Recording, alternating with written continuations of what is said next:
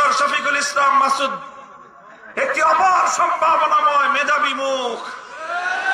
সে শুধু বাউফলের কৃতি সন্তান নয়, সে শুধু পটুয়াখালীর সন্তান নয়, সে আগামী বাংলাদেশের অন্যতম এক উজ্জ্বল নক্ষত্র।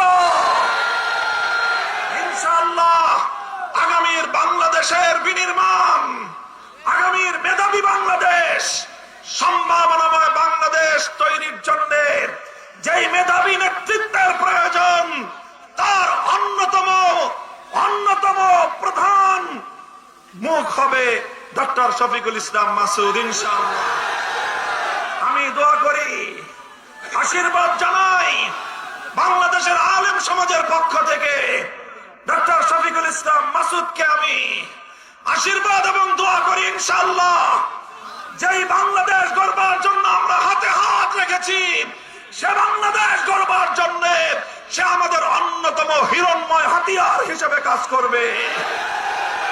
আমি ডক্টর শফিকুল ইসলাম মাসুদের হাতে ন্যায়ের প্রতীক, ইনসাফের প্রতীক দাড়িপাল্লা তুলে দিয়ে এদেশের আলেম সমাজের পক্ষ থেকে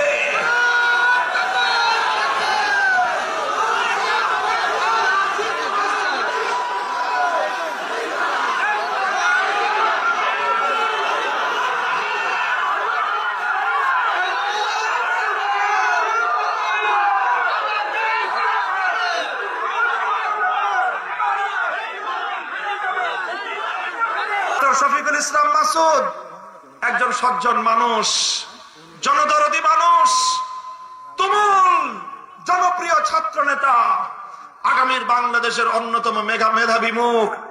এদেশের আলেমদের প্রতি তার অসাধারণ শ্রদ্ধা এবং ভালোবাসা। বিনয়ী একজন মানুষ।